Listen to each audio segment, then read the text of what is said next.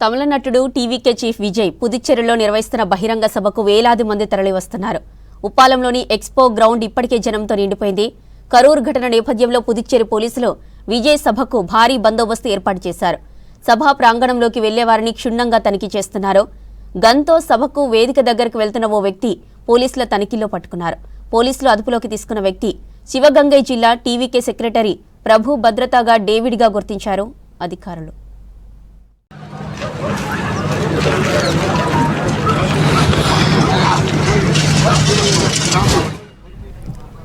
అటు సభ ప్రాంగణంలోకి వెళ్లేందుకు అభిమానులు, టీవీకే కార్యకర్తలు బారికేడ్లపై నుంచి దూకి వెళ్లారు. పుదుచ్చేరి సభకు పోలీసులు పర్మిషన్ ఇచ్చినా షరతులు విధించారు. సభా వేదికపై నుంచి కాకుండా ప్రచార రథంపై నుంచే విజయ్ మాట్లాడాలన్నారు. షరతుల నేపథ్యంలో పుదుచ్చేరి సమీపంలోని తమిళనాడు జిల్లాలకు చెందిన వారు సభకు రావద్దని టీవీకే కోరింది.